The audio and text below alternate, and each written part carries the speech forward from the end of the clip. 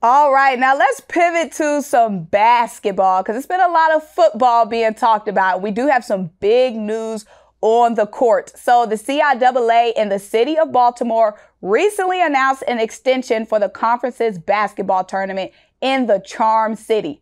The conference and the city agreed to one more year, extending the contract through 2026.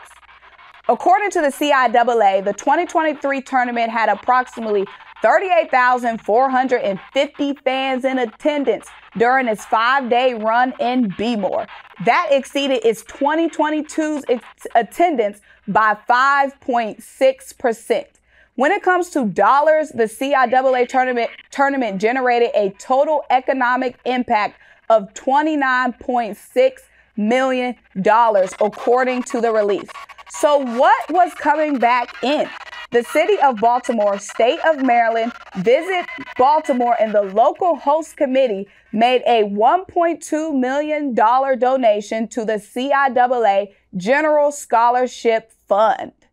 Here to help us dissect this information and add a little bit more context is our Lute Williams. Lute, welcome in. How have you been, brother? I've been great, Symone. Really haven't talked to you since the NFL season and the Super Bowl. I know you don't really remember that, but yeah. How can I forget, Luke, when you bring it up every time? We have on matching green today, so I'm ready. We can talk some hoops now. So it's been so long that you forgot how to unmute your microphone.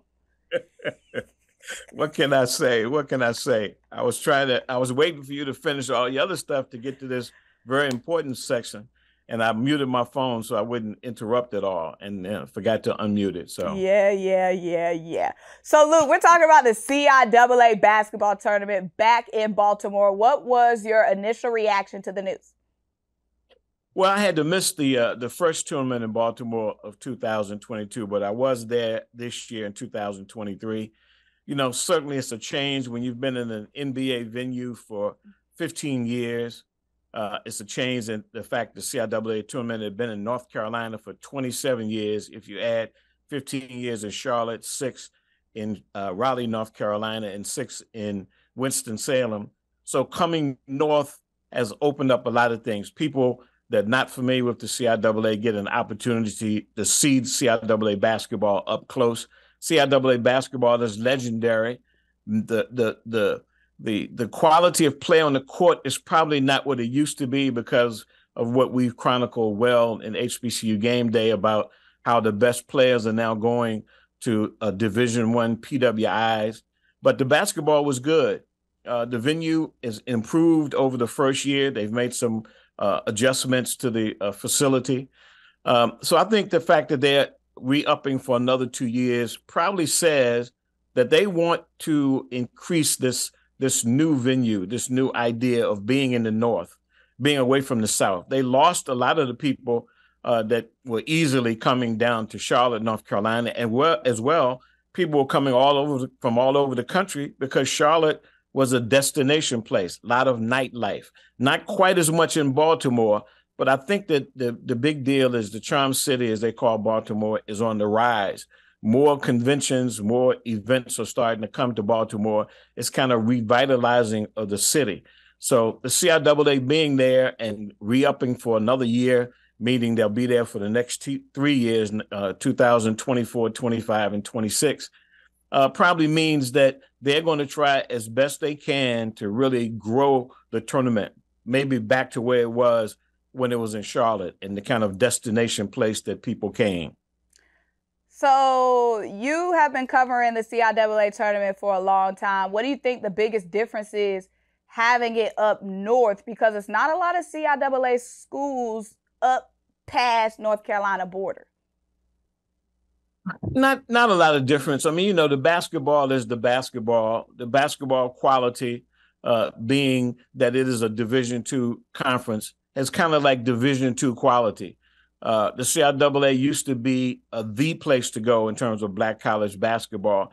That has changed. I've been going to the CIAA tournament since 1963. I'm dating myself. Ooh. So the basketball is a Division II level basketball. The tournament historically has been a place not only you go to see good basketball, but you go to kind of reestablish connections to HBCU folks that have been around for many years. The same thing is still going on. What the CIAA needs to do and wants to do is attract a newer crowd, because us guys who've been around for 50, 60 years, we're getting a little long in the tooth.